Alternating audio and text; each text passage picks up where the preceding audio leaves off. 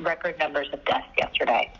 The U.S. has set another record for hospitalizations for the 15th day in a row, with over 88,000 people who are in hospital right now. 14 states reported record high hospitalizations as well Tuesday, and 27 states are reporting over 1,000 current hospitalizations. The U.S. positivity rate is at 9.46% and continues to hover around 10%. As Dr. Jonathan Reiner said on Aaron Burnett last night, that Thanksgiving is potentially the mother of all super spreader events. Americans hit the roads and airports today in what is typically one of the biggest travel days of the year. That could be the start of another surge and spike in the next few weeks ahead. And Dr. Fauci says he worries about the numbers 3 weeks from now and still encourages Americans to keep their gatherings small. Looking around the country, there are some areas of good news. Minnesota, Missouri, Iowa, Wisconsin, Tennessee, the Dakotas, and Nebraska are all seeing declines in their new cases per day. But with that decline, keep in mind that South Dakota's positivity rate is still hovering around 41%. California's positivity rate is up 51% in the last 2 weeks, and hospitalizations are up significantly from last week, with a slightly over 81% increase. According to Johns Hopkins, California reported its highest case count ever yesterday. This has led to measures across the state to try to mitigate the spread. In-person dining, even outdoor dining, ends in Los Angeles County tonight, starting at 10 p.m. Pacific. We have Stephanie Elam focused on the business angle of that and also the implications.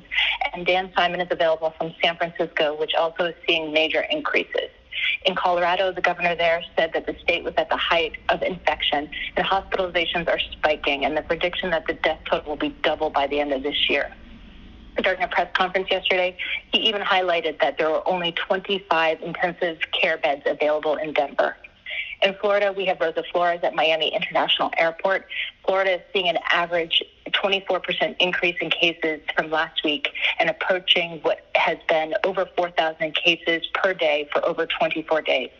Plus, Pete Montine is available from Reagan National Airport Dayside for the holiday travel and the airline impact. Richard will have more about the expected travel rates as well a little later. We have Shimon Prokupez, who will be live from outside the newly opened field hospital in Staten Island.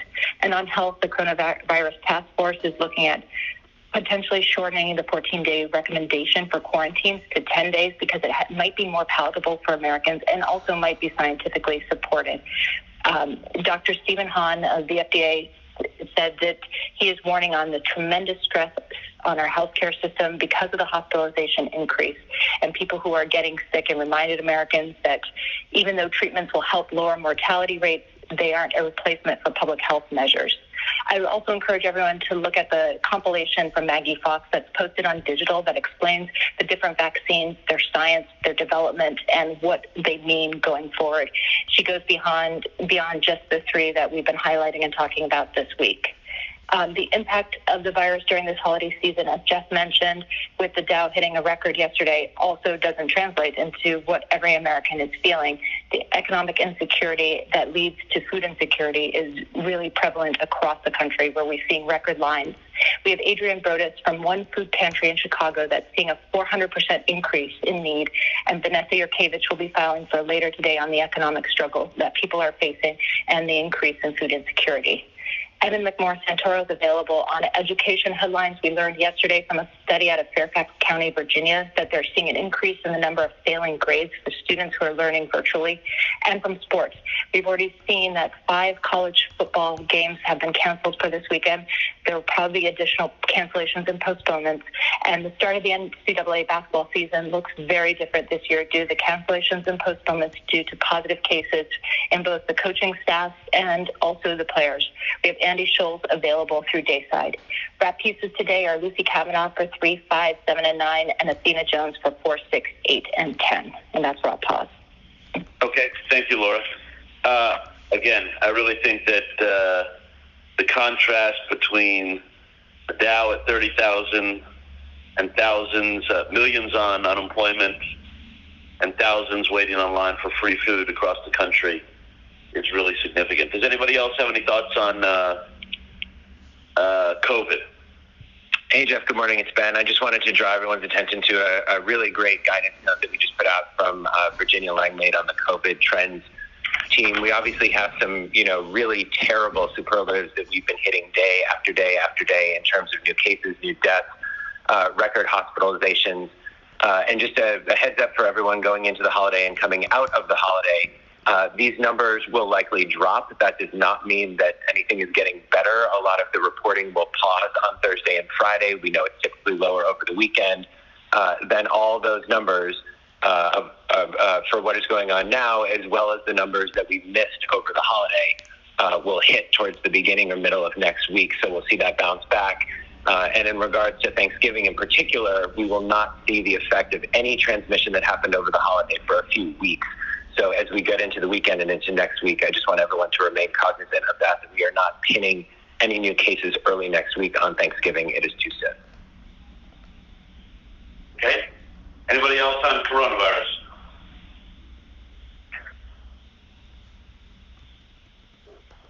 Washington.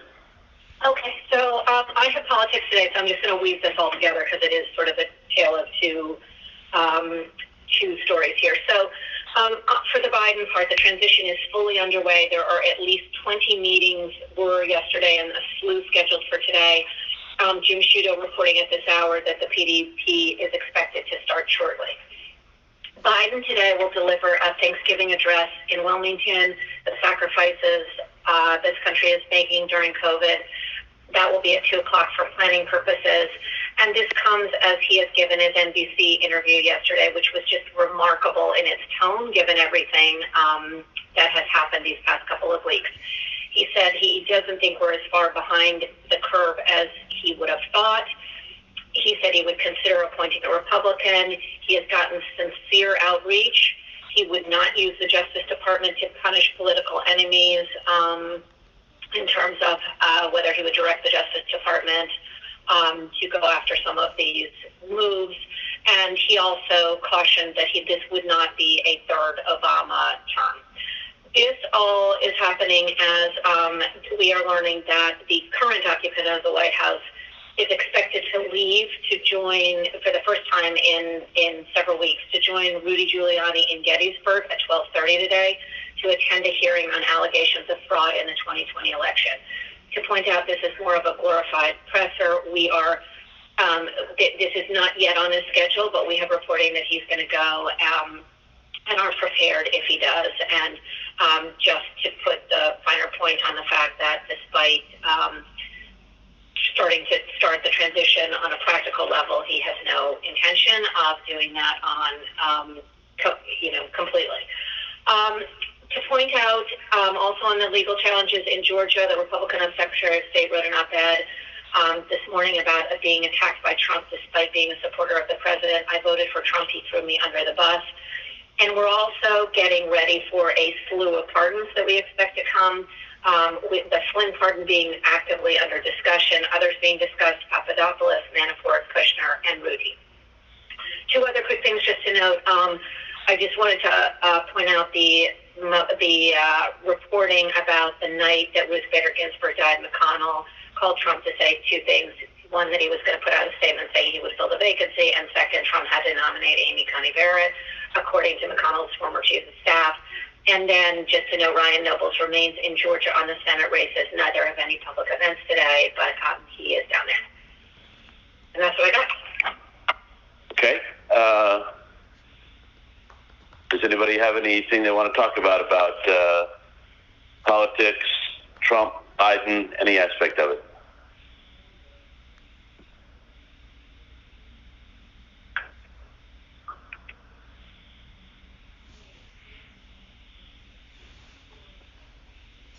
Anybody else?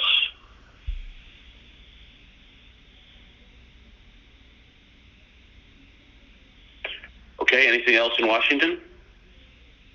Nope, that's it. Anything else in domestic?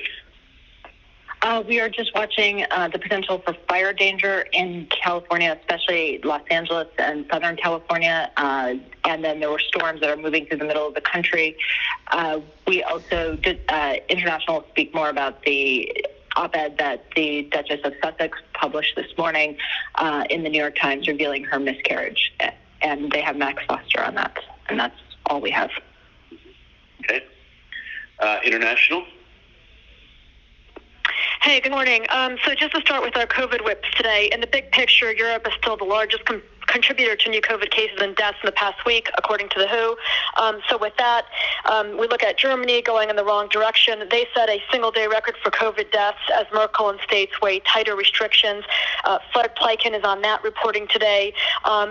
In France and the UK, things getting a little better. We heard yesterday Macron is going to begin easing lockdown restrictions starting this weekend. Jim Bitterman is on that story.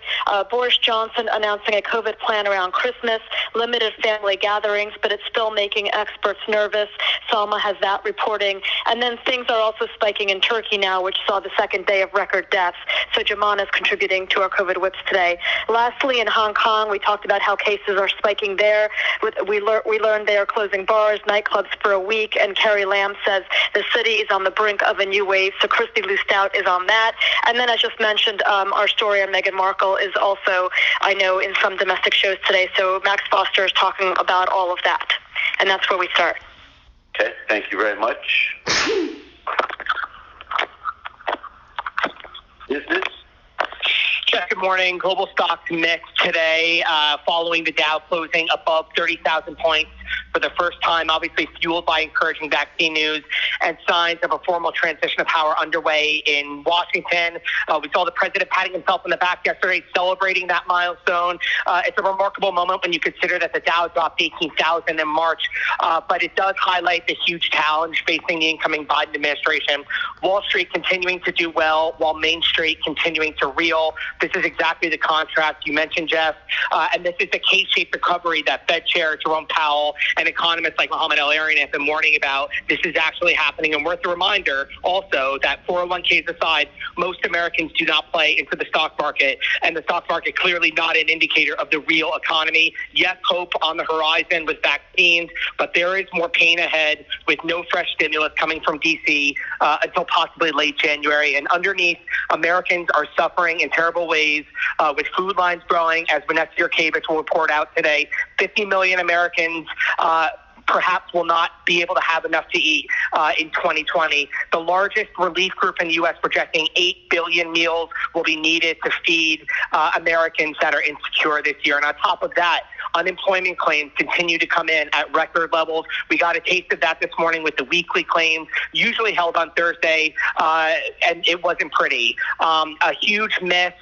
Estimated was about 730,000, and this morning the BLS reported 778,000 Americans filed for unemployment claims. This is their first time. It is the second weekly increase in a row, signaling that layoffs are rising amid these COVID cases. Overall, 20.5 Americans are on some form of unemployment aid.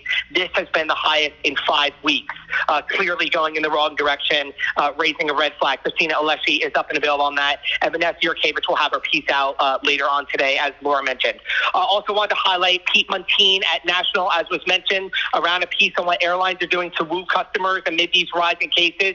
New this morning, though, the TSA reporting that Thanksgiving air travel continues to remain strong despite those CDC warnings. TSA officials telling Pete that 4.8 million people have boarded airplanes since that warning went out. That's more than 900,000 passing through America's airports since Tuesday, and officials still expect Sunday, as Americans head home from the holidays, to be the busiest travel day since the pandemic began. Pete Muntean is up and available on that today.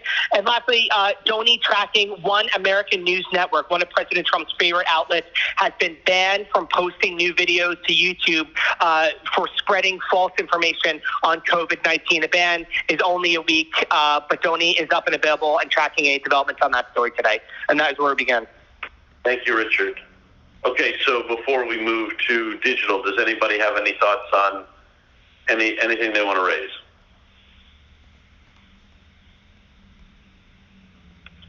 Hi, this is Robin from CNNI. Just a suggestion of a guest. I think Tom Colicchio would be a great guest around Thanksgiving. In past years, we might have had him on in a featurey way, but he's tweeting about hunger in America and also the Restaurants Act that he's trying to get passed. He points out that restaurants really just need the government to help get them through, the first quarter or so, maybe a little longer, of 2021. And then people are going to be pouring back into restaurants. But if this bill does not go forward, a lot of those restaurants are going to be closed. I think that's a really good idea. Really good idea. Jeff, just a note on the international front. President Xi has finally, officially from himself, congratulated the Biden and Harris team on their election. So that leaves now Putin as the only sort of world leader still outlier there. The Chinese did, through their agency, offer congratulations the week after, but this is the first official congratulations from President Xi himself. So Putin's just the only outlier now in terms of major nations. Yeah, I saw that. I think we should be reporting that on air now. I agree with you. Hey, Jeff, I just want to emphasize something you said at the top about the contrast today between Biden and Trump. We tend to want to show, and usually we're right about this, but the train wreck and the sort of craziness and the absurd, theater of the absurd. But I think on a day like today, especially as we've been talking so much about how important it is and listening to Fauci's words about how people should behave for Thanksgiving, that we really need to make sure that we focus heavily on what the president-elect says today. And it may not be as catchy or as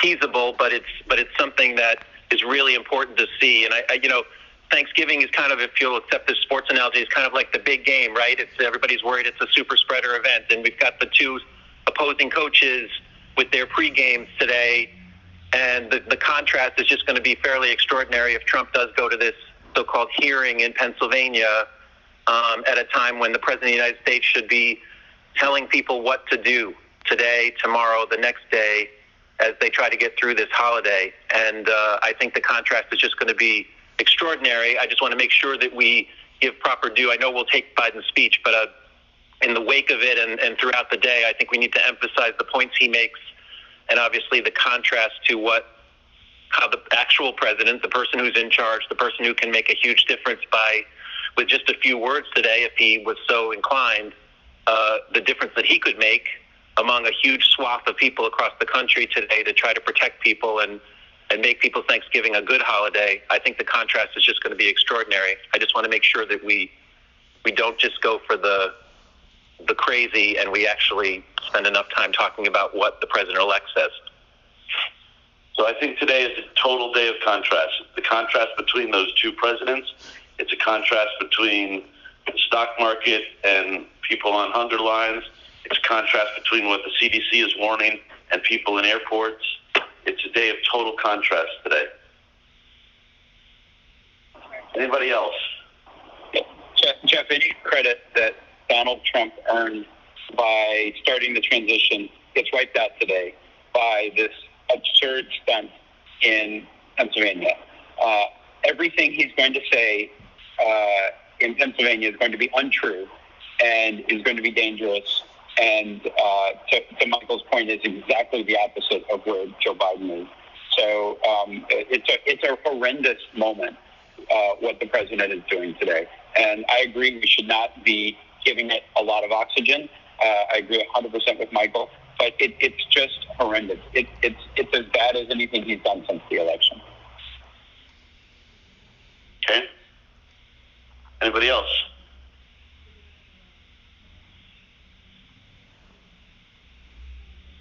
Okay, digital. Morning, Jeff.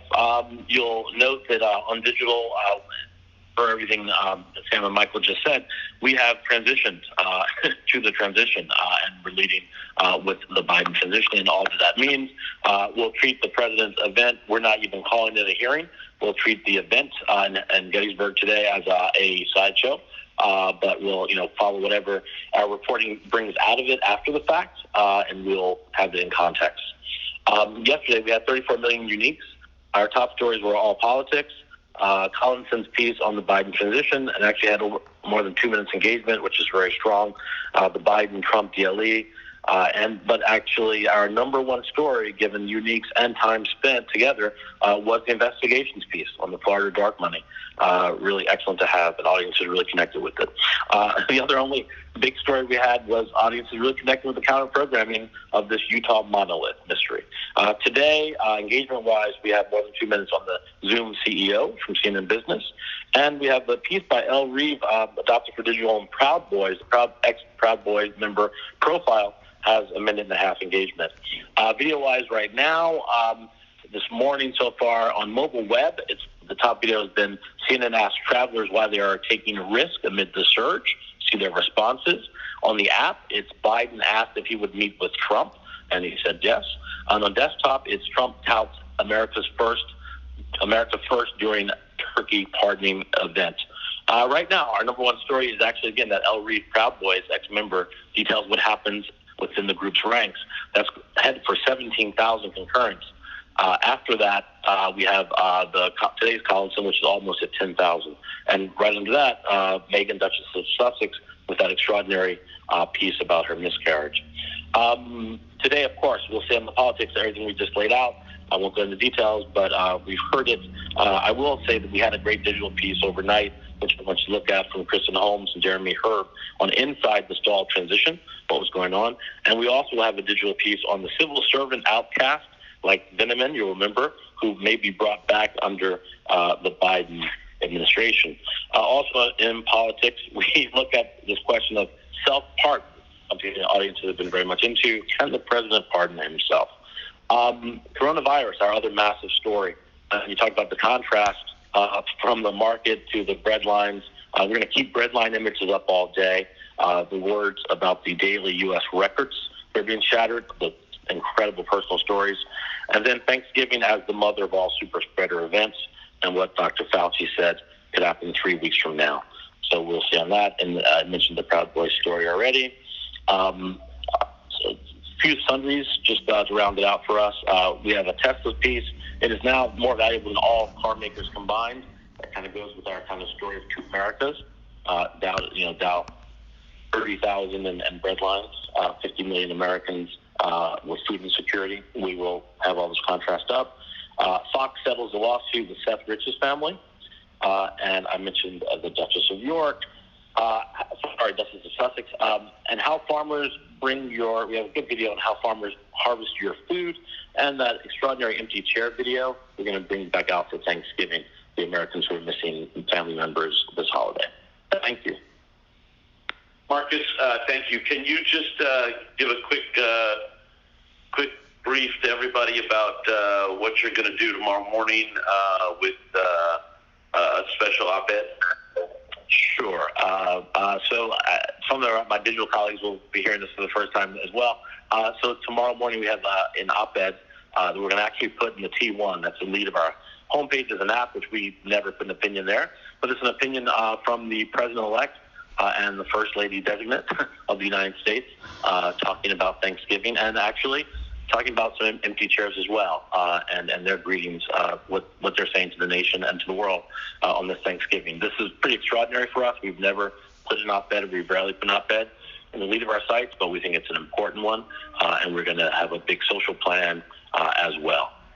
So I'm looking forward to that. It's a special Thanksgiving. It's always obviously a time in our country and our culture to mark important stuff, but this one is a turning point maybe for us. So we're going to lead with that tomorrow morning.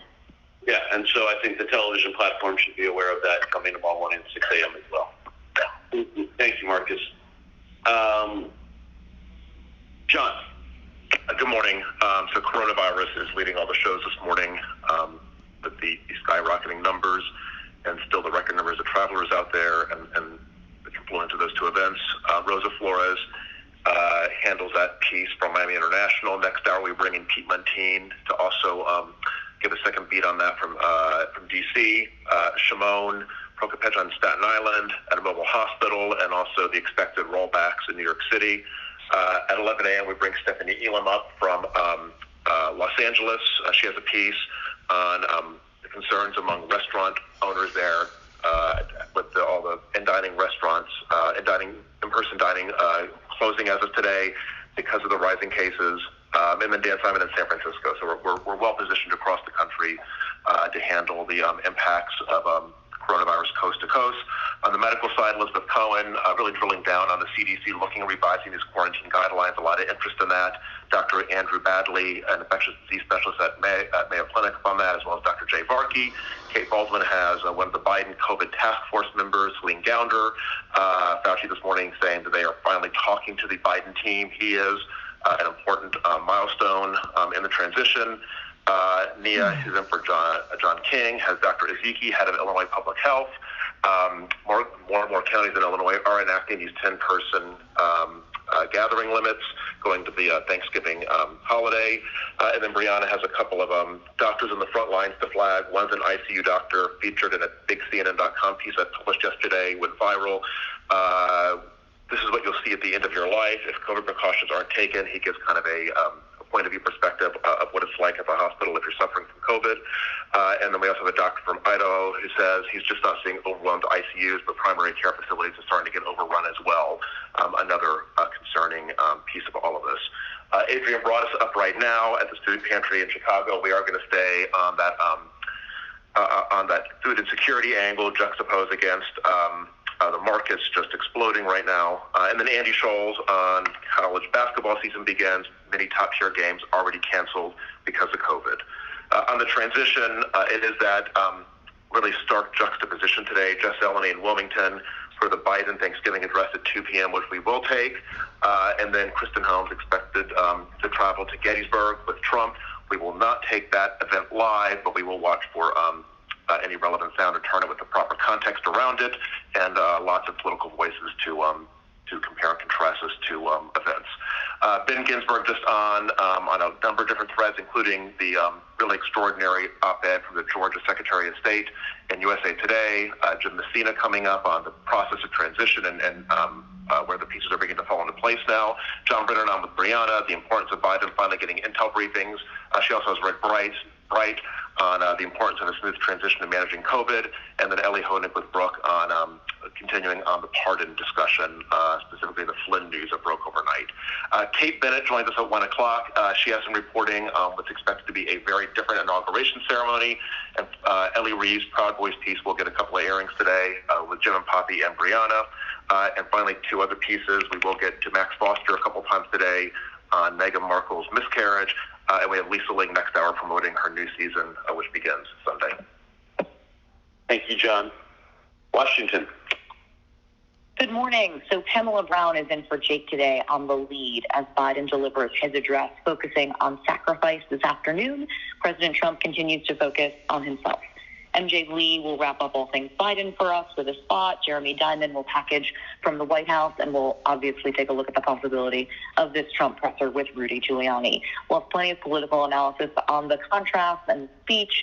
Plus, we're very into this nugget that's getting some attention from the NBC interview that Biden didn't take off the table, but signaled that he may not be picking Bernie Sanders or Elizabeth Warren because of the close margins in Congress, and that could anger progressives. Athena Jones has our COVID wrap, and Dr. Jha with all of the records, deaths, cases, and hospitalizations. Rosa Flores in Miami on the travel spike. We've booked Dr. Mark Morocco. He's an ER doctor from LA. He wrote an amazing op-ed that's titled, On the COVID front lines, we're tired of hearing lame excuses for risky behavior. And it details the struggle that healthcare workers have faced over the last 9 months as people keep coming in and making excuses about how they had a few close friends over for dinner or flew to a state that didn't have too many cases. Vanessa Yurkevich stays on food insecurity for us with a piece and takes a look at what's going on at the food banks and all the huge numbers as we have the Dow spiking at 30,000. And Lisa Ling will come on to promote This Is Life. And in the Situation Room, Jim Acosta is in for Wolf today. We will keep our focus on all things COVID, new records every day, the warning that Thanksgiving could be the mother of all super spreader events, and, of course, the contrast between the real economic pain across the country, food insecurity, and the Dow setting record highs. We do have that Vanessa Yurkevich piece on the economic pain. We'll talk to our medical voices, Dr. Walensky, Dr. Osterholm. We have our wrap pieces, and we'll also talk to Connecticut Governor Ned Lamont. in terms of the transition. We'll see what Biden says during his Thanksgiving address today. And we'll highlight the contrast between that event and the event the president is attending in Pennsylvania. We'll also be looking into any presidential pardons. We have Caitlin at the White House for us, Arlette and MJ covering Biden. And in addition to our political voices, we do have Senator Mark Warner vote. And that's where we start. Great. And just to reiterate what Michael said earlier, Biden's going to speak at 2 p.m. today. For our shows that are on, after this evening. Don't be afraid to replay good chunks of that. You don't have to just do 20-second sound bites. Let it play out. Let people hear it. Don't be afraid of that. Does anybody else have any thoughts they want to raise?